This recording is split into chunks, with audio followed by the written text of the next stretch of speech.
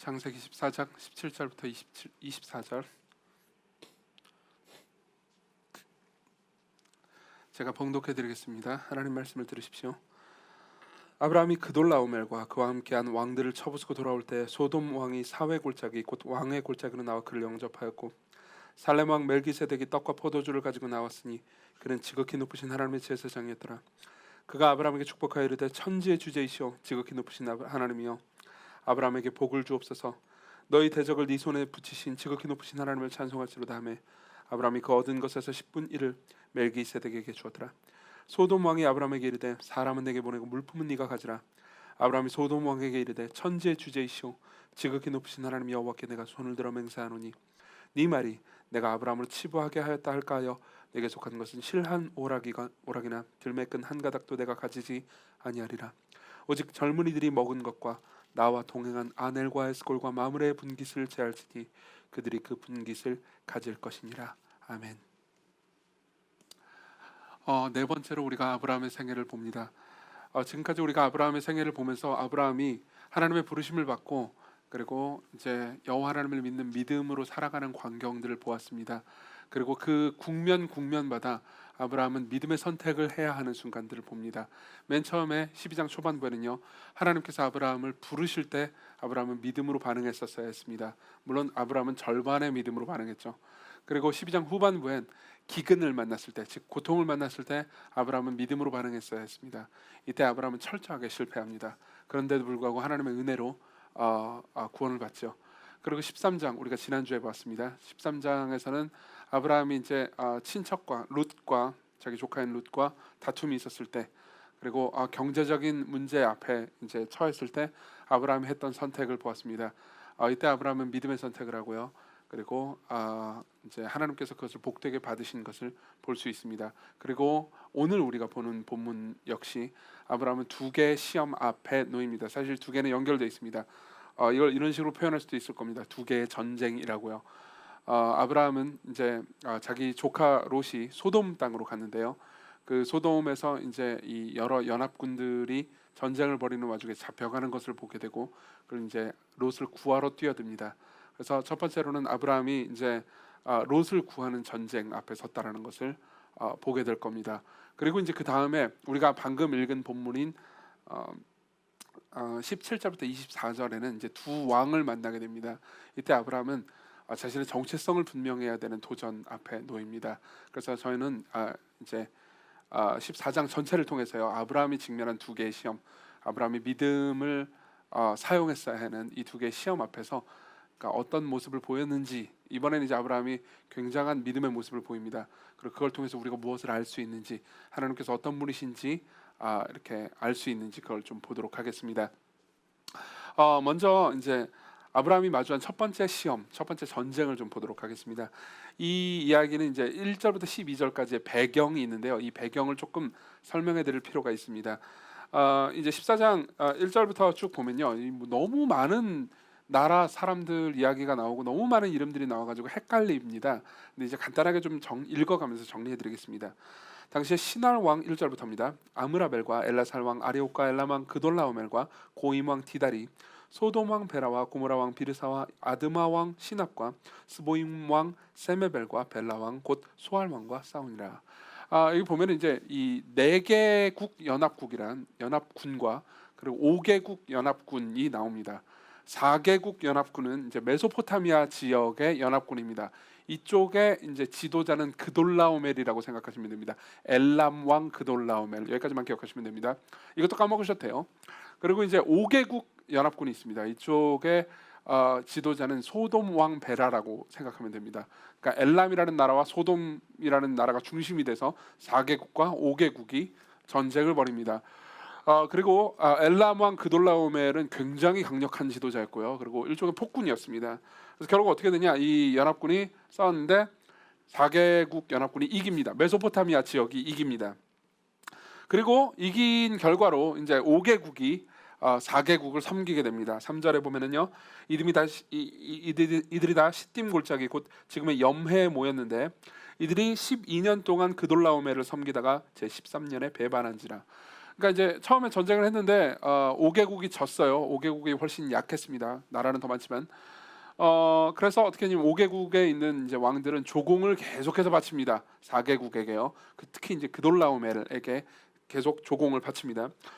조공을 바치는 과정 중에서 이제 계속 조공을 바치면 힘들잖아요. 이쪽이 지난주에 제가 말씀드렸지만 곡창지대거든요. 소돔 이쪽이 고모라가.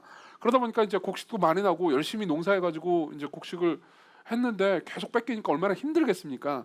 그래가지고 13년째에 이제 좀 힘도 좀 컸겠다, 힘 좀 모았겠죠. 그래가지고 어떻게 하면 배반을 합니다. 그래서 어떻게 하느냐? 이제 4개국 입장에서는 특히 이제 그돌라오멜 입장에서는 가만히 있을 수가 없잖아요. 그래서 5절부터 보면 이제 쭉 읽어드리겠습니다. 제14년에 그돌라오멜과 그와 함께한 왕들이 나와서 아스롯 가르나임에서 르바 족속을, 함에서 수스 족속을, 사웨 기레아다임에서 엠 족속을 치고 호리 족속을 그 산 세일에서 쳐서 광야 근방 엘바란까지 이르렀으며 그들이 돌이켜 엔미스밭 곧 가데스에 이르러 아말렉 족속의 온 땅과 하사손다말에 사는 아모리 족속을 친지라. 소돔 왕과 고모라 왕과 아드마 왕과 스보인 왕과 벨라 왕과 곧 소아 왕이 나와서 시팀 골짜기에서 그들과 전쟁을 하기 위해서 진을 쳤더니 무슨 상황이냐면 이런 겁니다. 이 4개국 왕들이 연합해가지고 이제 5개국 왕, 특히 이제 소돔 왕과 더불어서 전쟁을 하러 옵니다. 근데 오는데 그냥 쭉 직선으로 오는 게 아니고 오면서 여러 가나안 땅의 그 이제 나라들, 도시 국가들을 다 정복하면서 옵니다. 계속해서 정복하면서 오는 이유는 두 가지인데요. 하나는 우리가 이렇게 강력하다라는 것을 적들에게 알려주기 위해서입니다. 그냥 온 게 아니에요. 그냥 다 정복하면서 왔어요. 또한 이제 우리 입장에서는 그렇게 정복하면서 전쟁을 하면서 오면 지치지 않겠냐 생각할 수 있는데 각 도시 국가들을 정복해 가면서 군사들을 더 증강한댔다가 도시 국가를 정복하면서 이제 군량이라든가 여러 가지 보급 같은 것들을 더 많이 늘립니다. 그러니까 더 가면 갈수록 더 강해지면서 온 거예요. 그러니까 이제 5개국 입장에서 즉 소돔 왕과 기타 등등 나라들 입장에서는 엄청 무서울 거 아닙니까? 그래서 지리적 입장을 위치를 좀 이용하기로 했습니다. 그래서 이제 역청 구덩이가 있는 이 지형 지물을 이용해서 전쟁을 하려고 마음을 먹었던 것 같습니다. 이제 어떻게 이걸 이용하려는지에 대해서는 이제 우리가 알 길이 없습니다. 성경에 본문이 나와 있지 않기 때문에. 근데 어쨌든 간에 그러려고 했는데 결과는 어떻게 됐냐? 9절 엘람 왕 그돌라오멜과 그 사람들이요. 고이망 디달과 신할 왕 아브라벨과 엘라상과 아리옥 네 왕이 곧 그 5 왕과 맞섭니다. 그래서 시팀 골짜기는 역청구덩이가 많은지라 소돔 왕과 고모라 왕이 달아날 때 그들이 거기 빠지고 그 나머지는 산으로 도망하매 이렇게 되어 있습니다. 근데 이제 전략을 세우려고 그러는데 뭐 잘 안 됐나 봐요. 잘 안 된 거에 대한 이야기는 정확히 안 나옵니다. 근데 어쨌든 간에 잘 안 돼서 상대방을 빠뜨리려고 했던 그 역청구덩이에 자기들이 빠진 게 아니고 히브리어를 보면 자기들이 숨습니다. 그리고 이제 그러니까 지도자들은 역청구덩이에 숨고요. 그리고 이제 군사들은 산으로 도망갑니다. 그러니까 완전히 전쟁에 진 거죠. 근데 그 와중에 그러니까 거의 무방비 상태에서 이제 박살이 난 겁니다. 그러니까 이제 그돌라오멜이 어떻게 하느냐? 다 뭐 쓸어가는 거죠. 그래서 어떤 일이 일어났냐?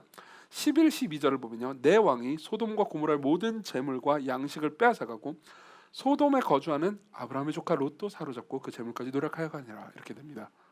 롯도 사로잡고 롯의 재산 전체를 다 가져가요. 이게 참 아이러니한 거죠. 우리가 지난주에 13장을 보았는데 13장에서 소돔은 자신이 이제 부자가 될 수 있을 것 같아서 경제적인 유인을 위해서 소돔을 선택합니다. 롯은요, 죄송해요. 롯이 소돔을 선택합니다.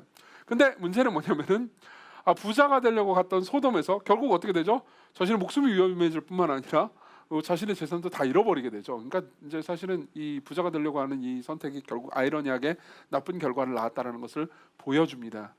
그리고 나서 이제 그 와중에 롯을 알고 있는 사람이 아브라함한테 이제 생존자가 있을 거 아닙니까? 도망가가지고 이 사실을 알렸던 것 같습니다. 아브라함도 당시에는 꽤나 큰 족장이었고 그리고 도시국가에서 꽤나 이 이름 있는 사람이었기 때문에 그러니까 널리 알려지기도 했을 뿐더러 롯을 아는 사람 입장에서는 저 사람이 롯의 삼촌이다라는 것을 아니까 이제 어떻게 도와줄지도 모른다라는 소망으로 갔던 것 같습니다. 그래서 13절에 보면요. 도망한 자가 와서 히브리 사람 아브라함에게 알리니 그때 아브라함이 아모르 족속 마므레 상수리 수풀에 거주하였더라. 마므레는 에스골의 형제요 아넬의 형제라. 이들은 아브라함과 동맹한 사람들이었더라. 그러니까 동맹군도 좀 있었고요. 꽤나 군사가 있었습니다. 그리고 14절에 보면 아브라함이 그의 조카가 사로잡혔음을 듣고 집에서 길리고 훈련된 자 318명을 거느리고 단까지 쫓아가는 장면이 나오죠. 자, 보십시오. 여기서 이제 아브라함의 첫 번째 전쟁 이야기가 나옵니다. 일단은 이제 아브라함이 이 상태에서 그러니까 전쟁에 참여해서 롯을 구할 것이냐 구하지 않을 것이냐의 문제 앞에 있을 수 있죠. 사실은 이제 우리가 성경을 쭉 그냥 생각하지 않고 그냥 읽으면 아브라함이 이제 롯 조카를 구하러 갔구나, 당연한 거지, 이렇게 생각할 수도 있습니다. 그렇지만 아브라함 입장에서는 구하지 않으려고 맘먹으면 얼마든지 그럴 수 있었습니다. 왜냐하면은 롯이 지금까지 아브라함한테 잘한 것도 없었거든요. 13장에 보면은 사실은 경제적인 그런 부유함을 위해서 어떤 의미에서는 아브라함을 배신한 그 장면이 13장의 내용입니다. 게다가 아까 제가 말씀드렸는데 이 4개국 연합군의 그돌라오멜이라는 이제 강력한 왕이 있다고 그랬잖아요. 근데 이 왕은 엘람 왕입니다. 이 엘람이라는 나라가 어떤 나라냐? 좀 설명을 해드릴게요. 아브라함이 원래는 메소포타미아 사람이란 말이에요. 근데 메소포타미아의 우르라는 도시 국가에서 살았어요. 근데 지금 이 창세기 14장 본문에서의 아브라함의 나이가 약 80세거든요. 근데 이때 당시 우르는 사라지고 없었습니다. 왜냐? 엘람이라는 나라가 우르를 정복해 버렸어요. 그러니까 자기의 고향을 박살낸 나라의 왕이 온 거예요. 근데 이 왕과 이 엘람이라는 나라가 얼마나 강력했냐면은 이제 고대 근동의 자료들이 지금도 남아 있습니다. 그래서 우르를 엘람이 정복했던 때의 자료가 남아 있는데 제가 좀 읽어드리겠습니다. 고대 근동 문서입니다. 배고픔이, 그러니까 문법이 좀 안 맞는 말이 있더라도 그냥 옛날 말인가 보다 그러면서 들으시면 됩니다. 배고픔이 홍수처럼 도시를 가득 채웠다. 백성들은 숨을 헐떡거렸고 왕은 궁전에서 하루 종일 무겁게 숨을 몰아쉬었다. 백성들은 손으로 목을 치며 부르짖었다. 언제쯤 우리는 이 재앙에 의해 끝장날까? 우르 안에도 죽음이 있고 우르 밖에도 죽음이 있다. 우르 안에서 우리는 가뭄에 의해 죽어가고 있고 우르 밖에서는 엘람인의 무기에 의해 죽어간다. 엘람은 불어오른 홍수 같은 기세로 죽은 자의 영혼만 남겼고 사람들은 진흙토기처럼 부서졌다. 이렇게 이야기합니다. 다시 말하면 이걸 당연히 아브라함은 알고 있었을 겁니다. 자기 고향 이야기니까요. 그리고 그 고향을 박살낸 왕이 온 거예요. 사실은 이제 우리 입장에서는 그럼 복수할 기회네 이렇게 생각할 수도 있겠지만 아브라함이 길리고 훈련한 사람들이 318명이라는 거에 주목할 필요가 있습니다. 물론 318명이 개인이 가지고 있는 군대치고는 정말 많은 거긴 하지만 그럼에도 불구하고 이 4개국 연합군에 비하면 정말 아무것도 아닌 겁니다. 그러니까 정말 무서울 수 있을 만한 상황이에요. 그런 상황에서 롯을 구하러 간다는 것은 거대한 모험이었을 뿐만 아니라 사실은 자기를 죽을지도 모른다라는 위험에 자기를 던져넣는 거였습니다. 제임스 보이스라는 목사님이 있습니다. 이 목사님이 이제 본문을 해설하면서 설교한 걸 들었는데요. 제임스 보이스 목사님은 굉장히 재미있는 동찰을 얘기해 줍니다. 아브라함 입장에서는 여러 가지 현실적인 이유, 여러 가지 방식으로 그러니까 롯을 구하지 않기로 쉽게 선택할 수 있었다라는 거죠. 뭐 신중론이라든가 여러 가지 방식으로 뭐 설명을 해드리겠습니다. 제가 예를 들어서 설명해보죠. 최소한 4가지 정도의 핑계를 댈 수 있었습니다. 아브라함은요. 예컨대 자신에게 롯을 구해야 되는 의무가 있는지를 따져볼 수 있었죠. 그렇죠? 롯도 성인이잖아요. 애가 아니잖아요. 초등학생이나 뭐 중학생이면 내가 구해주러 가겠는데 뭐 다 성인이고 자기도 부자고 자기 밑에도 사람들이 많을 텐데 자기 일은 자기가 알아서 해야지 라고 생각할 수 있었습니다. 얼마든지. 그렇죠? 또는 자격을 따지는 것을 할 수 있었습니다. 아니 지가 좋아가지고 소돔 갔잖아. 지가 좋아가지고 저 사악한 도시 소돔에 갔는데 13장 13절에 보면 소돔이 굉장히 사악한 도시라는 걸 이제 밝히고 있지 않습니까? 근데 롯은 그걸 알고도 갔다고요. 그러면 이제 우리 아브라함 입장에서는 자업자득이네 이렇게 생각할 수 있었습니다. 그렇죠? 근데 그렇게 하지 않았죠. 그리고 또 결과를 계산하는 거를 할 수도 있었습니다. 아브라함은요. 예컨대 이런 식으로 생각할 수 있었던 거죠. 그래 구해준다 치자. 구해주면은 이제 그 다음부터 착하게 잘 살고 이제 하나님 잘 섬기면서 살면 그 좋잖아요. 근데 구해주도 다시 똑같이 이렇게 이제 소돔으로 돌아가가지고 사악한 삶을 살면 어떻게 하지? 그럼 구해주는 게 소용이 없잖아 이렇게 생각할 수 있지 않습니까? 아니나 다를까 14장 전체를 보면은 아브라함이 롯을 구해줬다라는 이야기가 있지만 롯이 그 이후에 아브라함에게 뭐 감사를 표현했다거나 혹은 그 다음에 잘 살았다 이런 얘기가 없습니다. 물론 이제 감사를 표현했는지 안 표현했는지 우리는 알 길이 없습니다. 그러니까 없으니까요. 근데 그 이후에 롯의 행적들을 쭉 보잖아요. 그러면 롯은 계속해서 타락해가고 나중에 20장 후반까지 가잖아요. 그러면 진짜 정말 끔찍한 일을 저지르기도 합니다. 롯은. 그러니까 점점 신앙적으로 망가져가는 거죠. 그러니까 아브라함 입장에서는 아니 얘가 구해주면 잘 살지 않을 수도 있다라는 생각을 할 수도 있겠죠. 그리고 마지막으로 아브라함은 이렇게도 생각할 수 있었습니다. 일종의 신중론을 선택할 수도 있었습니다. 예컨대 우리가 이런저런 착한 일을 해야 되는데도 불구하고 약간 이게 하기 싫은데 도덕적인 갈등에 놓일 때 우리는 보통 뭘 선택합니까? 추위를 지켜보지.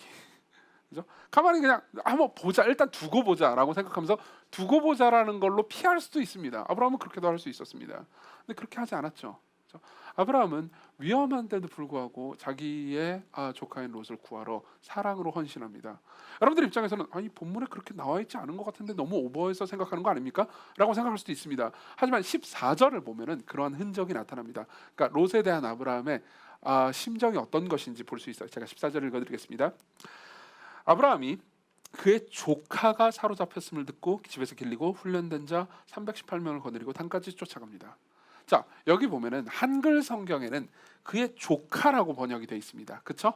근데 실제로 히브리어 성경에는 그의 형제라고만 되어 있습니다. 형제라고만 되어 있어요. 조카라고 안 되어 있습니다. 근데 12절에 보면은 12절도 보세요. 소돔에 거주하는 아브라함의 조카 롯도 사로잡고 그 재물까지 노력하여 갔더라. 이렇게 돼 있잖아요. 근데 여기에는 히브리어로 보면 조카라고 돼 있습니다. 형제의 아들이라고 돼 있어요.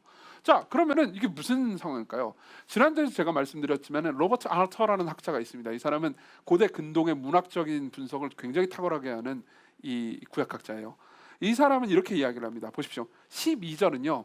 그러니까 모세의 이야기, 이 창세기를 모세가 썼잖아요. 그렇죠? 근데 모세가 객관적으로 진술을 한 겁니다.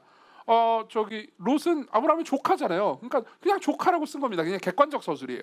근데 로버트 알터는 이렇게 얘기합니다. 14절은 그냥 객관적인 서술이 아니라고. 아브라함이 롯을 생각할 때 단순히 조카라고만 생각한 게 아니에요. 형제처럼 여긴 겁니다. 그러니까 즉 아브라함의 심정이 반영된 단어가 이런 거라는 겁니다. 그러니까 모세가 이렇게 썼다는 거예요. 아브라함은 그냥 단순히 조카처럼 롯을 대한 게 아니고 자기 형제가 잡혀간 것처럼 여기고 마음이 애탔다라는 걸 이렇게 문학적으로 표현을 했다라고 얘기하는 겁니다. 자, 이건 보면 이제 우리가 알 수 있는 거죠. 아브라함은 이제 자기 형제가 잡혀간 거라고 생각한 겁니다. 물론 이제 형제간에도 뭐 사이 안 좋으면 잡혀가든 말든 할 수 있지만은, 그러니까 이걸 통해서 아브라함이 정말 사랑으로 희생을 기꺼이 감수했다라는 거죠. 그렇죠? 아브라함은 다른 선택들을 하지 않았다라는 겁니다. 아까 제가 다른 선택 4가지를 얘기했는데 사실은 이거는 우리가 흔히 내리는 선택들이기도 합니다. 예컨대 우리는 이제 이런 선택들 하죠. 뭐 꼭 롯뿐만 아니라 우리가 삶에서 성경을 통해서든 여러분들의 삶을 통해서든 혹은 공동체 안에서의 생활을 통해서든 여러분들의 재물이나 혹은 시간이나 여러 가지 방식의 헌신으로 가난한 이웃들을 도우라는 명령들을 받습니다. 그렇죠? 그럼 이제 우리는 나름의 현실론들, 나름의 여러 가지 안 도와도 되는 핑계들을 만들어냅니다. 이걸 의식적으로 하는 게 아니에요. 그냥 무의식적으로 우리는 그냥 생각이 스쳐가죠. 그렇죠? 4가지를 하나씩 볼까요? 아까도 이미 얘기했지만 우리는 의무가 있는지를 따질 수 있습니다. 그렇죠? 내가 지금 내 돈으로 내가 열심히 벌어가지고 가진 내 돈인데 내가 이 돈 버는데 얼마나 고생했는데 이걸 사용하라고? 나한테 그런 의무가 있어? 라고 스스로한테 물을 수 있는 거죠. 또는 자격을 따질 수도 있습니다. 저 가난한 사람들은 자기들이 열심히 공부하고 열심히 살고 이렇게 저축도 하고 그러면은 좀 어느 정도 살았겠지. 근데 저렇게 방탕하게 사니까 저렇게 된 거 아니야. 꼭 내가 저 사람을 도와줘야 되는 의무가 있어. 저 사람이 도움받을 자격이 있어? 라고 생각할 수 있는 거죠. 또는 결과를 계산하기를 할 수 있습니다. 이건 좀 더 약간 교묘해요. 예컨대 이럴 수 있는 겁니다. 좋아, 내가 뭐 하나님께서 내게 주신 돈 뭐 가난한 사람들을 위해서 쓰지. 근데 쓰면 뭐해? 맨날 돈 주고 그러면은 뭐 허랑방탕해가지고 다 낭비해버리고 저축도 하고 그걸 딱 기반으로 해가지고 잘 살아야지. 이것 뭐 맨날 주면은 이거 낭비하는데 그걸 내가 꼭 줘야 돼? 라고 생각할 수 있습니다. 사실 이제 이거는 저한테 조금 더 와닿긴 합니다. 왜냐하면 저도 뭐 개인적으로 누군가를 섬기고 구제를 하는 일을 하기도 하죠. 그렇긴 하지만 이제 저는 교회 목사니까 이제 집사님들과 협력을 해가지고 이제 교회의 구제 비용을 지출하고 집행하는 일을 이제 합니다. 집사님들과 함께 하는 거죠. 그러면은 이제 뭐 가난한 사람들이 있거나 뭐 또 교회 외부에 뭐 개척 교회를 돕는다거나 뭐 여러 가지 일들을 합니다. 그럼 그때부터 이제 이 지금까지 얘기했던 이 3가지 이 핑계들 있잖아요. 이게 막 머릿속으로 돌아갑니다. 근데 그 중에 제일 잘 돌아가는 게 뭐냐면 이렇게 도와주면 과연 뭔가 열매를 맺겠느냐? 이렇게 도와주면 과연 낭비하지 않겠느냐 이런 거죠. 예를 들면 어떤 개척교회를 돕습니다. 개척교회를 돕는데 저렇게 연약하고 작은 개척교회가 있는데 우리가 잘 도와줘가지고 주의 교회를 또 하나님 나라를 확장하고 뭐 이런 생각이 들 거 아니겠어요? 그러니 돕습니다. 도우면은 이제 딱 보면은 이제 어쨌든 이렇게 하다 보면 저도 개척을 했잖아요. 저도 참고로 개척했습니다, 여러분. 개척을 했으니까는 그런 생각 안 들겠어요? 아니 근데 저 목사님은 개척을 해가지고 열심히 하셔야지. 나는 말이야 라떼는 말이야 나 개척할 때 얼마나 열심히 나 밤낮으로 말이야 뭐 한 거 별로 없는 것 같긴 하지만 어쨌든 그랬는데 왜 이렇게 저 말이야 공부도 안 하고 이 지금 몇 년이 지나도 교회가 저 모양, 이 얼마든지 이렇게 생각할 수 있는 셈입니다. 그렇죠? 그럼 우리가 이 성도들 귀한 헌금, 이 11조 이거 저기 피 같은 돈을 이게 저렇게 낭비할 수 없지, 이런 생각을 할 수 있는 거죠. 그렇죠? 물론 이런 것들을 막 따지지 말자는 것도 아니고 열매 없고 무의미한 사역을 방치하자는 것도 아닙니다. 게으른 거를 방치하자는 것도 아니죠. 그렇죠? 우리는 늘 이런 방식으로 피해 간다는 겁니다. 그리고 마지막에는 신중론이 있죠. 일단은 잘 모르겠고 추이를 지켜보자, 이런 것도 있을 수 있습니다. 예. 로버트 머리 맥체인은요, 19세기 스코틀랜드의 목사님이었습니다. 굉장히 탁월한 목사님이었고요. 29살에 죽었어요. 되게 안타깝죠. 근데 그의 사역이 얼마나 탁월하고 뛰어났는지, 그러니까 당시에 그의 설교를 듣던 사람들은 그냥 그가 강단에 올라가는 것만 봐도 눈물을 줄줄 흘렸다고 합니다. 그리고 여러분들이 맥체인 성경 읽기표로 성경을 읽고 있다면은 그분이 바로 그분입니다. 로버트 머리 맥체인은 이제 가난한 사람들을 도울 의무에 대한 굉장히 탁월한 설교 몇 편을 남겼습니다. 그리고 사람들이 가난한 사람들을 돕는데 가지고 있는 이런 핑계들 있잖아요. 이런 핑계들에 대해서 이런 식으로 답을 합니다. 좀 길지만 제가 읽어드리겠습니다. 우선 여러분들은 내 돈은 내 것입니다 라고 말하면서 반대할 수도 있습니다. 하지만 그리스도께서 내 피는 내 것이고 내 생명도 내 것이라고 말씀하셨다면 우리가 어떻게 됐겠습니까? 둘째로, 가난한 이들은 도움을 받을 자격이 없다고 말할 수도 있겠죠. 주님이 내 목숨을 그처럼 사악한 반역자들을 위해서 바칠 필요가 있을까? 차라리 착한 선사들에게 주는 편이 낫겠어 라고 판단하셨다면 어찌 됐을까요? 그분은 그러지 않으셨습니다. 양 99마리를 남겨두고 잃어버린 한 마리를 찾아 나서셨습니다. 가당치 않은 인간을 위해 피를 흘리셨습니다. 셋째로, 고마운 줄을 모르고 허투루 써버릴 거야 라고 생각할지도 모릅니다. 그렇죠? 그리스도께서도 똑같이 말씀하실 수 있었습니다. 그 편이 훨씬 사실에 가까웠으니까요. 주님은 허다한 사람들이 거룩한 보혈을 발로 짓뭉개고 심하게 모욕하고 그걸 핑계로 더 많은 죄를 지으리라는 사실을 잘 알고 계셨습니다. 하지만 그럼에도 불구하고 피를 내어주셨습니다. 맞죠? 여러분, 저는 저 스스로도 그런 생각을 해본 적이 있고요. 그리고 제가 여러분들에게 복음을 전할 때도 그런 이야기를 들어본 적이 있습니다. 저는 항상 복음과 예수 그리스도께서 십자가에서 우리를 위해서 하신 일을 주로 말하는 편입니다. 그리고 그 이야기를 들을 때 많은 사람들이, 그리고 스스로 저 스스로도요, 또 십자가 얘기 뭐 맨날 듣는 얘기지, 그걸로 또 나를 설득하려고 하는 이야기를 계속 들었습니다. 예수님께서는요, 우리가 그런 식으로 보혈을 낭비할 거라는 것을 알고도 그분의 피를 흘려주셨습니다. 우리가 그런 식으로 십자가의 죽으심을 하찮게 여길 것을 아시고도, 그럼에도 불구하고 마음껏 죄를 지을 것을 아시고도 우리를 위해서 죽임을 당하셨습니다. 맞죠? 그러면서 로버트 맥체인은 이렇게 이야기합니다. 들어보십시오. 사랑하는 성도 여러분, 그리스도를 닮고 싶다면 마음에 들지 않고 가난하고 감사할 줄 모르고 자격이 없는 이들에게 많이 주십시오. 자주 주십시오. 거저 주십시오. 그리스도는 영광과 기쁨을 얻으셨습니다. 여러분도 그럴 것입니다. 여러분이 큰 돈을 버는 것보다 행복해지기를 바랍니다. 주는 것이 받는 것보다 복이 있다는 주님의 말씀을 잊지 마십시오. 그분이 십자가에서 자신의 목숨을 낭비한 것처럼 보이므로 그분이 겪은 건 결국 부활과 영광이었습니다. 마찬가지로 우리의 삶에서 우리가 이웃을 위해서 우리 자신을 내어주는 것이 낭비처럼 보일지 모르지만 하나님께서는 예수 그리스도 안에서 우리를 결국 높이실 거라고 약속하는 거죠. 그렇죠? 아브라함은 이 직면, 물론 정확히 이 문제 앞에 직면한 건 아니었지만 그래도 기꺼이 자기를 희생했습니다. 그렇죠? 그럼 이제 우리는 그 다음을 질문할 필요가 있죠. 어떻게 그렇게 희생할 수 있었을까요? 아브라함이 이런 선택을 하게 된 이유는 뭘까요?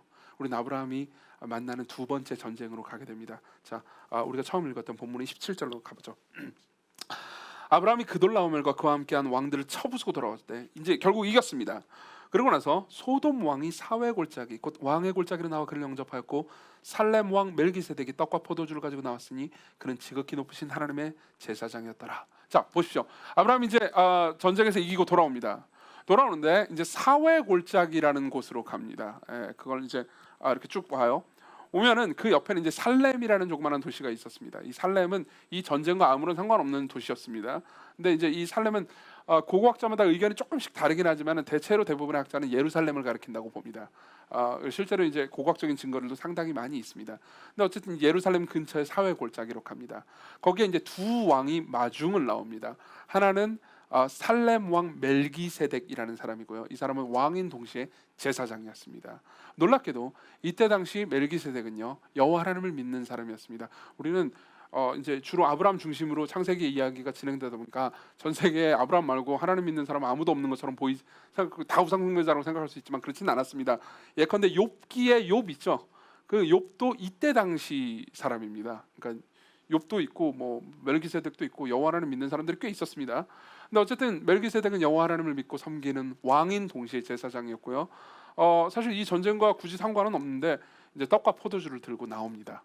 떡과 포도주를 들고 나왔다는 것은 떡하고 포도주만 들고 나왔다는 게 아니에요. 그러니까 군사들을 먹일 많은 잔치를 베풀었다는 겁니다. 그리고 나옵니다. 그리고 소돔 왕이 딱 나오죠. 소돔 왕은 이제 이 전쟁의 이제 이해 당사자고요. 그리고 이제 아브라함과 이제 일종의 거래를 하기 위해서 나옵니다. 두 왕이 나와요. 두 왕이 그러면 이제 어떤 이야기를 하느냐? 이제 두 왕의 이야기를 좀 간단하게 좀 설명을 해드리겠습니다. 19절부터 보면요. 먼저 이제 멜기세덱 이야기부터 해보죠. 멜기세덱은 이렇게 얘기합니다. 아브라함에게 축복하이르되 천지의 주제시여 지극히 높으신 아브라함이여 하나님이여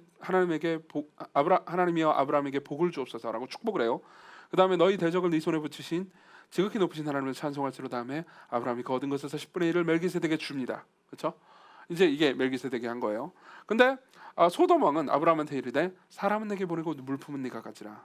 그렇죠? 거래를 합니다. 그러니까 아브라함이 뭐라고 말하냐면 소돔 왕에게 이르되 천지의 주제이시여 지극히 높으신 하나님 여호와께 내가 손을 들어 맹세하노니 네 말이 내가 아브라함으로 치부하게 하였다 할까요? 그러니까 소돔 왕 네가 아브라함 부자 만들었다라는 얘기를 떠들고 다닐까 하여 이런 의미입니다. 하여 내게 속한 것은 실한 오락이나 들매끈 한 가닥도 내가 가지지 아니하리라. 오직 젊은이들이 먹은 것과 나와 동행한 아넬과 에스골과 마므레의 분깃을 제할지니 그들이 그 분깃을 가질 것이니라. 이렇게 얘기합니다. 자, 이게 무슨 상황일까요? 설명해드리겠습니다. 자, 우선은 이제 우리가 멜기세덱과 소돔 왕 베라라는 사람입니다. 이 베라라는 사람과 멜기세덱을 비교할 필요가 있습니다. 그리고 이 이제 창세기를 쓴 모세도요. 이 둘을 비교하면서 이 둘을 대조하면서 보라는 게 이제 저술의 의도입니다. 자, 그럼 이제 우리가 생각할 수 있는 건 이거죠. 멜기세덱은 어떤 사람일까요? 일단 이름부터 생각해 봅시다. 멜기세덱이라는 단어는요. 의의 왕 혹은 나의 왕은 의롭다 이런 의미입니다. 그러니까 의의 왕이에요. 그리고 이 사람은 살렘 왕입니다. 살렘이라는 단어는 평화라는 뜻이에요. 그러니까 평화의 왕이고 그리고 의의 왕인 사람인 거죠. 근데 소돔 왕 베라는 누구일까요? 일단 베라라는 이름은 이게 참 이름 의미가 이상하게 느껴질 수 있겠지만 죄악 속에라는 의미입니다. 죄악 속에. 어떤 사람이 이름을 이따 그러지요? 이렇게 생각할 수도 있을 겁니다. 아마 모세가 지은 이름일 수도 있어요. 실제 이름은 달랐을 수도 있습니다. 그렇지만 이제 모세가 영감을 받아가지고 이 이야기를 쭉 쓸 때는, 그러니까 이제 이 이름을 이렇게 별명으로 비꼬 달면서, 그러니까 독자들에게 이 소돔 왕 베라가 어떤 성품의 사람인지 어떤 사람인지 이제 알려주는데 목표가 있는 거죠. 한쪽은 의의 왕이고 한쪽은 악한 왕입니다. 그리고 실제로 하는 짓도 그렇습니다. 한쪽은요, 멜기세덱은요, 떡과 포도주를 가지고 나서 아브라함을 대접합니다. 근데 소돔 왕 베라는요 그냥 나옵니다. 그냥 나와서 거래를 하려고 그러죠. 그리고 둘 다 첫 마디는 이겁니다. 멜기세덱은 아브라함에게 복을 주십시오라고 축복을 합니다. 그리고 소돔 왕 베라는 나에게 사람을 달라라고 요구를 합니다. 결과는 독특합니다. 결과가 되게 중요합니다. 어떤 의미에서는 결과는 아브라함이 이제 이 멜기세덱과 더불어서 대화하고 나서 결과는 아브라함이 11조를 멜기세덱에게 바칩니다. 그렇죠? 11조가 사실 구약성경 전체에서 이제 여기에 처음으로 등장합니다. 여러분들이 하나 알아두셔야 되는 것은 11조는 명령된 것으로 출발한 게 아니라는 겁니다. 멜기세덱은 나한테 11조를 줘라고 말하지 않았습니다. 아브라함이 자발적으로 바쳤죠. 원래 11조의 기원은 하나님께서 명령하신 것이 아니고 하나님의 백성들이 자발적으로 바치는 거였습니다. 자, 이걸 기억해 놓으십시오. 나중에 중요해집니다. 그리고 소돔 왕 베라는요. 소돔 왕 베라가 요구한 거를 아브라함이 듣잖아요. 그럼 아브라함은 경제적으로 이익을 얻게 됩니다. 다시 말하면 멜기세덱과의 교제에서 아브라함이 얻게 되는 것은 경제적 손실입니다. 11조를 드리는 거죠. 그죠? 근데 소돔 왕 베라와의 교제에서 만일 베라가 원하는 대로 했다. 그러면 아브라함은 경제적으로 거대한 이익을 보게 됩니다. 그죠? 재물을 가지게 되죠. 그죠? 그리고 결과는 아브라함은 소돔 왕 베라의 제안을 거절하고요. 그리고 멜기세덱 앞에 11조를 주죠. 자, 이걸 통해서 뭘 말하고 싶은 걸까요?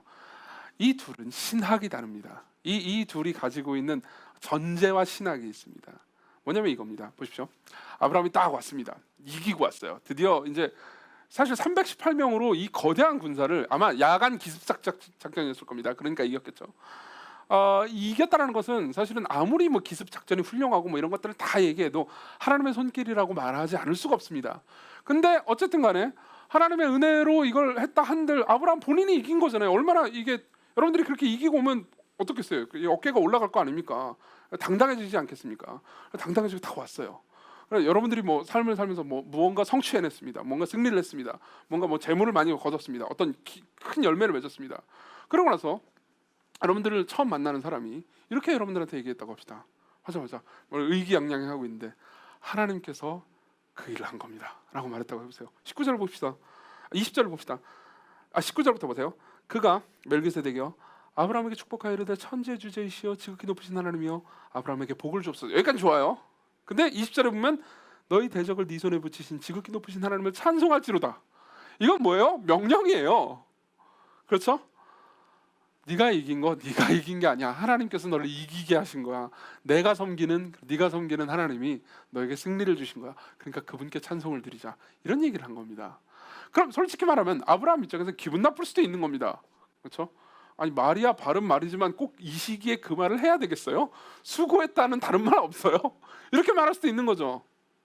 그렇기 때문에 우리는 이렇게 볼 수 있습니다. 멜기세덱의 신학은 이겁니다. 멜기세덱의 신학은요, 너의 승리는 너의 것이 아니다. 하나님의 것이라는 거죠. 근데 소돔 왕의 신학은 이런 거였습니다. 보자마자 무슨 얘기를 하냐면 21절 소돔 왕이 아브라함에게 이르되 사람은 내게 보내고 물품은 네가 가지라. 이렇게 말합니다. 사람은 내게 보내고 물품은 네가 가지라. 무슨 의미죠? 이런 겁니다. 소돔 왕의 이 말을 이제 되게 다양하게들 많이 해석하는데 말의 핵심은 이겁니다. 소돔 왕이 퉁명스럽게 말했든 아니면은 뭐 이렇게 구걸하면서 말했든 핵심은 이겁니다. 당신이 이긴 건 맞소. 근데 나한테 당신이 이제 소돔의 사람들도 그렇고 롯도 그렇고 뭐 재물들도 엄청 많이 아브라함이 가지고 있을 거 아닙니까? 사실 이 모든 걸 가질 권한은 아브라함한테 있어요. 그러니까 이제 소돔이 퉁명스럽게 말했어도 마찬가지고 이 애원하면서 말했어도 마찬가지고 당신이 이긴 게 맞으니까 당신한테 재물은 주겠어. 그렇지만 사람은 내게 주시오. 이렇게 얘기하는 셈입니다. 핵심 뭐죠? 너의 승리는 너의 것이다라는 거죠. 그렇죠? 네가 수고한 거 인정한다. 네가 이겼다. 그러니까 나한테 사람이라도 돌려보내줘라 라고 얘기합니다. 자, 이 두 개의 신학이 보이십니까? 한쪽은요, 소돔 왕 베라의 신학은 이겁니다. 너의 승리는 너의 것이다. 바꿔서 한번 해볼까요? 너는 너의 것이다. 멜기세덱의 신학은 이겁니다. 너의 승리는 너의 것이 아니다. 바꿔서 얘기해볼까요? 너는 너의 것이 아니다. 하나님의 것이다. 이거죠. 이 두 개의 신학이 충돌하는 겁니다. 자, 이 두 개의 신학을 조금 더 깊이 이야기해 보겠습니다. 소돔 왕의 신학부터 생각을 해보죠. 사실은 이거는요, 소돔 왕이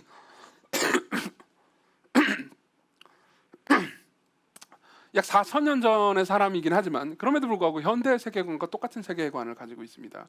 쉽게 말하면 내 인생의 주인은 나고, 그리고 나는 내가 노력한 만큼 대접받을 권리가 있다라는 거죠. 내 인생의 주인은 나고 내가 노력한 만큼 대접받을 권리가 있다. 이게 이상하게 느껴지지 않지 않습니까? 사실 우리 시대를 살고 있는 지배적인 세계관입니다. 그리고 여러분들 모두가 이게 공정하고 당연한 거라고 생각합니다. 실제로 여러분들이 보는 책 같은 거, 에세이 같은 것들 있잖아요. 그런 것들도 그런 이야기들이 되게 다양한 표현이나 다양한 버전으로 많이 실려 있습니다. 그리고 많은 사람들이, 그리스도인들도요, 이런 것들을 보면서 되게 감동을 받고 눈물을 흘리기도 합니다. 근데 생각해보면 이런 생각들이 내 인생의 주인은 나고 나는 내가 노력하고 열심히 한 만큼 대접받을 권한이 있다라는, 성취할 권한이 있다라는 신학이 정말로, 그런 세계관이 정말로 우리를 행복하게 해줄까요? 실제로 많은 사람들이 이게 공정하기 때문에 훨씬 더 우리를 행복하게 해줄 거라고 믿어왔습니다. 근데 최근에요, 이제 뭐 꼭 기독교인들뿐만 아니라, 기독교는 당연히 이러한 생각에 반대합니다.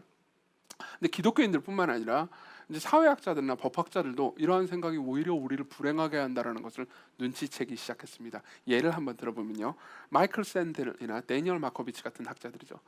마이클 샌델은 여러분들이 이제 정의란 무엇인가라는 책으로 유명한 사람입니다. 이 베스트셀러에 관심이 있으시다면 그런 책이 있다라는 걸 아실 겁니다. 최근에도 이제 베스트셀러를 하나를 냈습니다. 공정하다라는 공정하다는 착각이라는 책을 냈습니다. 이런 베스트셀러가 있어요. 여러분들 오늘 알아두시면 나중에 아는 척을 하실 수 있습니다. 그리고 마이클 샌델만큼 유명하지는 않지만 예일대 학자인 이제 데니얼 매커비치라는 사람이 있습니다. 이 사람은 이제 이제 엘리트 세습이라는 책을 썼습니다. 이 우리나라 말로는 엘리트 세습이라고 번역됐는데 메리토크라시 트랩이라고 해가지고 이제 능력주의 함정 뭐 이런 제목입니다. 둘 다 이제 내용은 비슷하기 때문에 조금 차이가 있는 부분도 있지만 그 전체적인 구조는 비슷하기 때문에 간단하게 요약을 해드리겠습니다. 이런 겁니다. 1950년대까지만 해도 하버드나 뭐 예일 같은 이 명문대 있잖아요. 명문대에 실력으로 들어가는 게 아니었어요. 그때만 해도 사회적 지위가 높고 돈이 좀 있잖아요. 그럼 공부를 좀 딱히 못해도 들어갈 수 있는 학교들이었습니다. 근데 1950년부터 좀 개혁이 시작됩니다. 뭐 새로 신임 총장 이런 사람들이 가난하고 신분이 낮아도 공부만 잘하면 들어올 수 있는 학교로 구조 조정을 합니다. 이게 얼마 안 됐다라는 것이 들으면 좀 약간 놀랍죠, 그죠? 구조 조정이 돼가지고 좋아졌느냐? 일단 좋아졌죠. 훨씬 더 사람들은 공평하다고 느끼게 됐습니다. 그렇죠? 노력한 만큼 돼야죠. 공부 잘하는 만큼 좋은 학교 들어가야죠.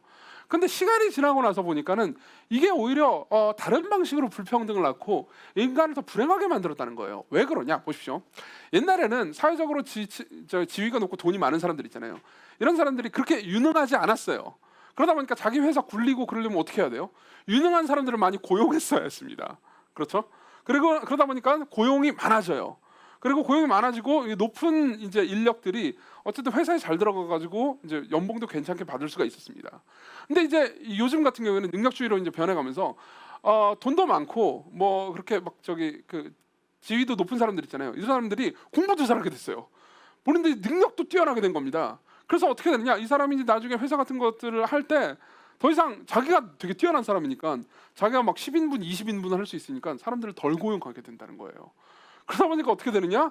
이제 중산층이 점점 줄어들고 중산층이 좋은 직장의 기회를 가지지 못하게 돼요. 게다가 이렇게 똑똑한 사람들은 단순히 혼자만 똑똑한 게 아니고 사람을 굳이 쓰지 않고도 계속 일이 돌아갈 수 있는 기술을 또 개발하기도 합니다. 막 자판기나 뭐 키오스크 같은 거 요즘은 뭐 저기 롯데리아 같은 데 가가지고 사람한테 주문 안 하잖아요. 이거 뭐 띡띡띡띡 눌러가지고 주문하잖아요. 기술이죠. 이런 걸 발전해가지고 사람의 고용을 더 못하겠다는 거죠. 그래서 오히려 사회가 공정해지고 더 좋아진 게 아니고 더 이게 불행해졌다는 겁니다. 그러면은 이제 어떻게 되느냐? 이 옛날에는 이제 제일 하층 노동자와 이제 사장의 월급 차이가 한 20배 정도였대요. 한 50년대만 해도. 이것만 해도 되게 많아 보이죠. 근데 지금은 특히 미국 같은 경우는 약 300배 정도 차이가 납니다. 꽤나 차이가 나죠. 그러면은 이제 데니얼 메커비치는 이렇게 얘기합니다. 여기서 그러면 이게 300배 받는 사람은 행복하냐? 그렇지도 않아요. 왜냐? 옛날에 부자들은 월급은 20배밖에 못 받을지언정 이게 좀 약간 이상하게 들리긴 하지만 어쨌든 20배밖에 못 받을지언정 일은 안 했어요. 본인들 능력도 없고 사실 능력인 사람들을 보통 부렸기 때문에 본인들은 이제 여유를 누리면서 살았다는 말이에요. 근데 이제는 상속을 받는 게 재산이 아니고 본인은 재산도 받지만 재산은 옛날만큼 받을 수가 없어요. 상속세 같은 거 너무 많이 매기니까. 그러니까 이걸 매기지 말자는 얘기가 아닙니다. 그러다 보니까 이제 본인의 능력이 있으니까 본인이 일을 되게 많이 해요. 그래서 300배 받고 일도 겁내합니다. 그냥 새벽부터 새벽까지 일을 해요. 그러면서 본인도 불행해지게 됐다는 거죠. 그래서 결국은 불평등을 심화시키기 때문에 능력주의가 꼭 평등을 보장할 수 없다. 이게 이제 최근의 생각입니다. 이게 맞는지 그런 생각인지에 대해서는 뭐 더 많은 논의가 필요할 것 같고요. 그리고 여기 지금 뭐 비판도 꽤나 많이 받고 있습니다. 그중에 제일 이제 재밌는 비판은 마이클 샌델이 그 정의란 무엇인가 쓴 사람 있잖아요. 하버드 대학 입학생을 이제 그 성적으로 뽑지 말고 어느 정도 성적이 되는 사람들 안에서 제비뽑기를 하자 이런 주장 책에 나와요. 그래서 뭐지 이건 어이가 없네 이런 생각이 들 수 있죠. 그런 이야기까지 하죠. 사실 이제 해결책이라는 게 그게 고작인 겁니다. 근데 생각해보면요, 뭐 이 사람들이 하는 말이 다 맞다고 볼 수는 없지만 그래도 이 사람들이 하는 말 가운데서는 일리가 있다는 것을 알 수 있습니다. 그렇죠? 내 인생의 주인이 나고 그리고 내가 모든 걸 컨트롤할 권한이 있다는 것이 꼭 사람들을 행복하게 해주지 않는다는 거죠. 그 중에서 마이클 샌델이 하는 말 중에서 되게 중요한 말이 있습니다. 제가 읽어드리겠습니다. 능력주의가 굉장히 공평한 것처럼 보임에도 불구하고 능력주의 원칙은 포괄적으로 변할 수 있다. 사회가 그 원칙에 따르지 못할 때뿐만 아니라 따를 때도 더더욱 그렇다. 능력주의 이상의 어두운 면은 가장 매혹적인 약속, 즉 그 다음 중요합니다. 누구나 자기 운명의 주인이 될 수 있고 자수성가할 수 있다는 말 안에 숨어 있다. 이 약속은 견디기 힘든 부담을 준다. 능력주의의 이상은 개인의 책임에 큰 무게를 싣는다. 개인이 자기 행동에 책임을 지도록 하는 일은 바람직하다. 어느 정도까지는 말이다. 그것은 도덕적 행위자이자 시민으로서 스스로 생각하고 행동하게 하는 능력을 반영한다. 그러나 그렇다고 해서 우리 각자가 삶에서 주어진 결과에 전적으로 책임을 져야 한다고는 말할 수 없다. 무슨 말입니까? 우리가 무언가를 성공하면 전적으로 우리 것 때문입니까? 전적으로 내 공로 때문입니까? 전적으로 내 능력 때문입니까? 꼭 그렇지 않다는 겁니다. 우린 다 다르게 태어났습니다. 우린 다 알고 있는 게 있습니다. 예컨대 우리는 외모의 차이를 알고 있습니다. 분명히 누가 뭐 외모 때문에 더 덕을 보고 덜 덕을 본다고 입 밖으로 말할 수는 없지만 그런 차이가 있다는 건 우리는 알고 있습니다. 이미. 그렇죠? 태어날 때부터 똑똑하게 태어난 사람이 있습니다. 그리고 경제적 환경도 다 다릅니다. 그리고 부모가 얼마나 자신의 공부나 성공에 관심이 있는지도 차이가 있을 수 있습니다. 수많은 차이는 수많은 다양한 것들을 만들어내고요. 그리고 그 차이를 무시하고 내가 노력했기 때문에 성공했다 이렇게 말할 수 없습니다. 그래가지고 그렇게 성공했다 한들 꼭 행복할 수도 없는 거죠. 실제로 저는 성공한 이후에 신앙이 무너지거나 불행해지게 된 사람들을 굉장히 많이 알고 있습니다. 목회를 쭉 하면서요. 그러니까 이런 사람들을 되게 많이 봤습니다. 예컨대 큰 시험을 준비하는 사람들이죠. 뭐 공무원 시험이라든가 뭐 큰 회사 입사 시험이라든가 여러 가지 종류의 시험이 있지 않습니까? 어떤 큰 무언가를 준비합니다. 준비를 할 때는 그때 또 마음이 각박하고 가난하잖아요.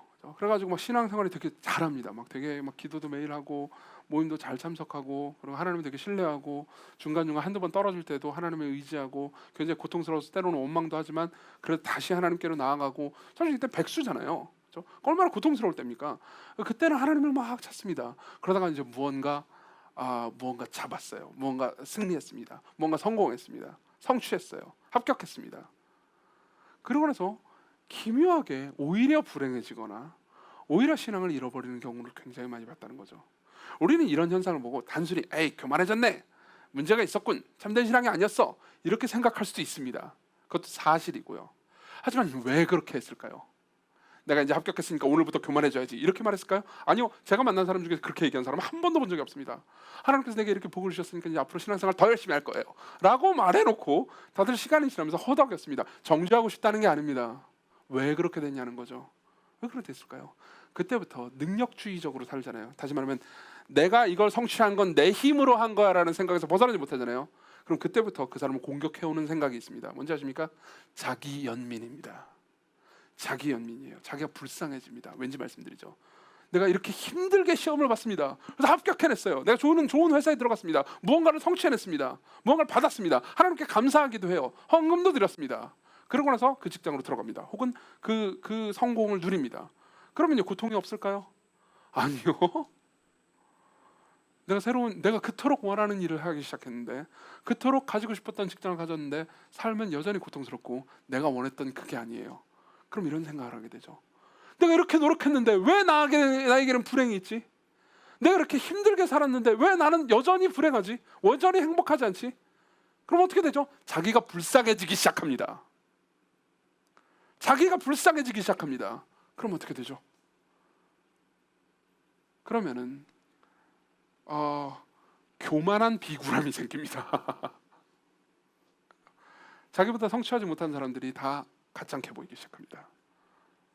그리고 자기만큼 노력하지 않았는데도 불구하고 뭔가 누리는 사람, 뭔가 행복하는 사람을 보면요 질투하기 시작하죠. 비굴해집니다. 자기 연민 때문에요. 그렇죠? 이 세계관 안에서 행복해질 수 없습니다. 소돔 왕의 신학 안에서는요. 그렇지만 멜기세덱은 뭐라고 말합니까? 멜기세덱은 이렇게 얘기합니다. 어쩌면요 아브라함한테는 공격적인 말일 수도 있죠. 승리하고 온 아브라함한테 이렇게 말합니다. 너희 대적을 네 손에 붙이신 지극히 높으신 하나님을 찬송할지로다. 마르틴 루터는요 이 창세기의 이 20절을 주석하면서 이렇게 얘기합니다. 지금 20절이 한 문장으로만 되어 있긴 하지만 그렇죠? 찬송해라 이렇게 한 문장으로만 되어 있지만 실제로 멜기세덱이 아브라함한테 한 거는 약 1시간 정도의 설교였을 거라고요. 이게 사실인지 아닌지 모르겠습니다. 그렇지만 상당히 설득력 있는 주장입니다. 왜냐하면 그냥 한 문장 딱 말하진 않았을 테니까요. 그렇죠? 1시간 넘게 하나님을 찬양하면서 아브라함이여 당신은 위대한 승리를 했습니다. 그렇지만 당신이 위대해서가 아닙니다.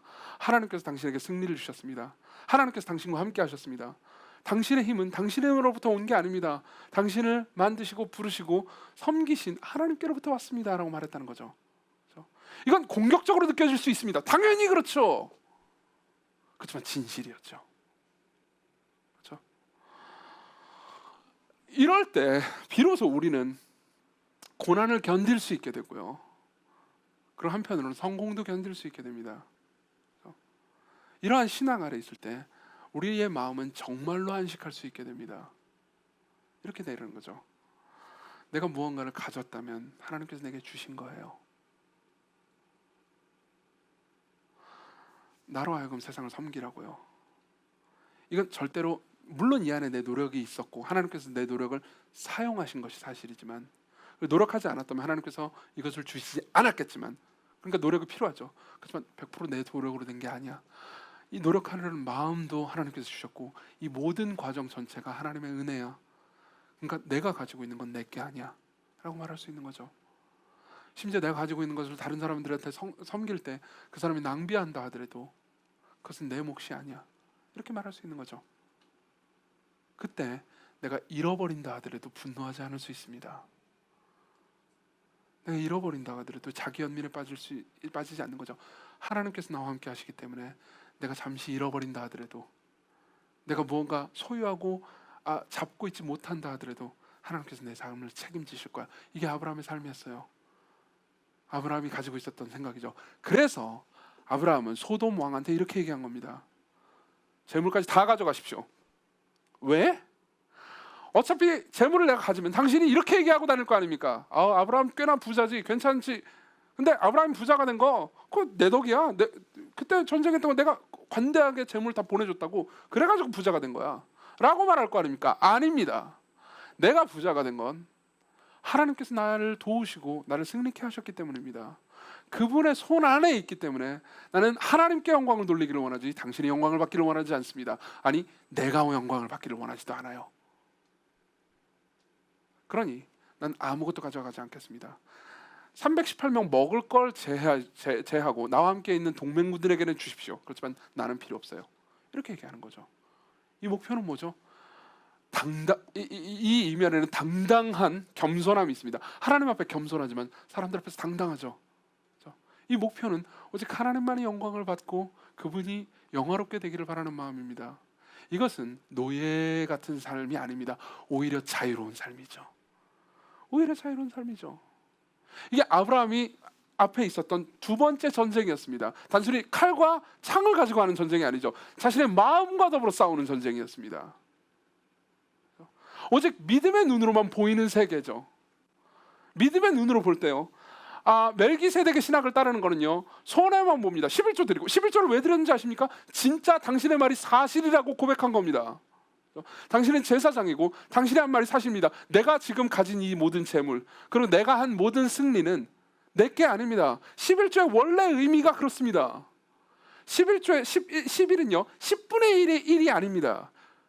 기수로서의 첫 번째 일입니다. 무슨 말이냐면 히브리인들에게 11조의 1은요, 그러니까 첫 번째 걸 드린다라는 의미였습니다. 그걸 통해서 나머지 모든 것이 다 당신의 것이다라는 것을 고백하는 거였죠.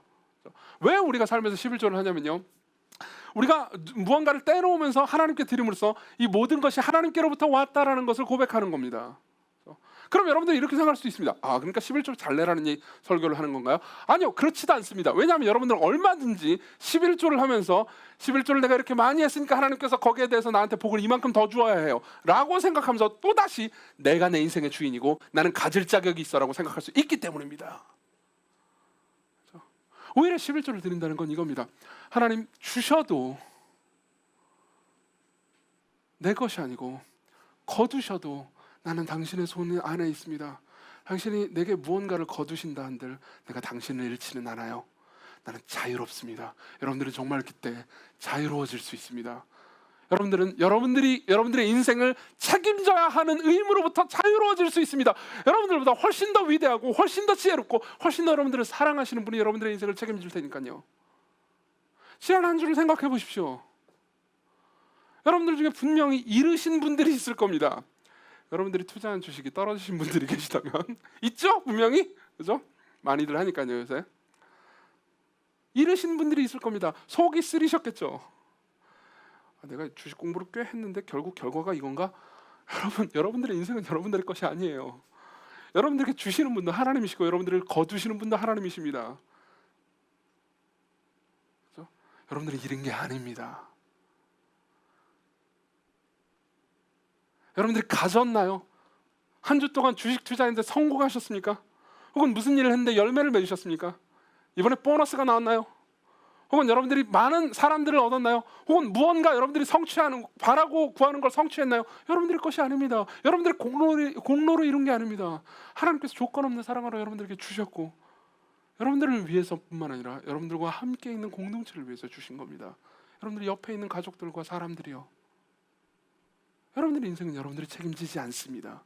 우리 인생의 주인은 우리가 아닙니다. 이게 멜기세덱의 신학이에요.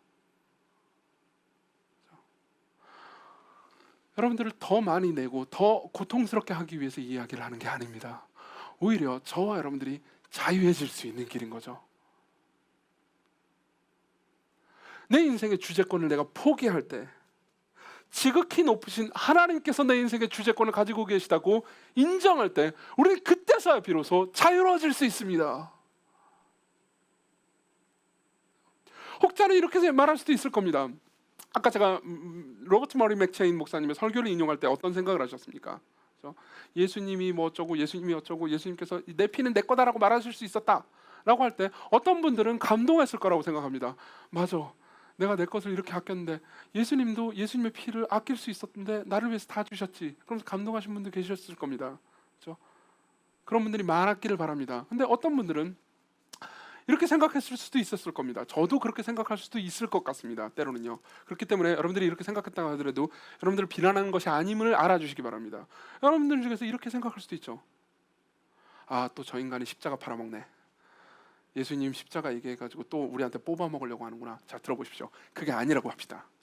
여러분들의 생각이 맞다고 합시다. 여러분들의 인생의 주인이 여러분들 자신이고, 여러분들은 가지고 있는 것은 모두 여러분들이 누릴 권리가 있다고 생각해 봅시다. 그럼 여러분들은 행복해지겠습니까? 여러분들은 자유할 수 있겠습니까? 여러분들은 자기 연민에 안 빠지겠습니까? 아니요, 그렇지 않을 겁니다. 여러분들은 계속 불행해질 겁니다. 아니, 이미 여러분들은 옴짝달싹하지 못하는 상황에 있을지도 모릅니다. 여러분들의 시간이 다 여러분들의 것이고, 여러분들의 돈이 다 여러분들의 것이며, 여러분들의 재능이 다 여러분들의 것이면 여러분들은 그걸 다 다룰 수도 없고, 이럴 때 어찌할 줄도 모를 거거든요. 여러분들은 분노에서 자유로워질 수 없고 자기 연민에서 자유로워질 수 없을 겁니다. 오히려 이 멜기세덱이 가리키는 인물을 보십시오. 신약 성경은요, 이 멜기세덱이요, 단순히 한 명의 왕 제사장일 뿐만 아니라 더 크고 더 위대한 왕 제사장을 가리키는 인물이라고 말합니다. 나중에 히브리서 5장과 7장을 읽어보십시오. 특히 6장 20절은 이렇게 말합니다. 그리로 앞서가신 예수께서 멜기세덱의 반차를 따라, 반차라는 말은 계보라는 뜻입니다. 멜기세덱의 계보를 따라 영원히 대제사장이 되어 우리를 위해 들어가셨느니라. 멜기세덱은 어떤 사람입니까? 멜기세덱은 이 전쟁의 이해 당사자도 아니었습니다. 그렇지만 떡과 포도주를 가지고 아브라함을 대접하죠. 왕이자 제사장인데, 다시 말하면 아브라함보다 훨씬 더 높은 인물인데 아브라함에게 다가옵니다.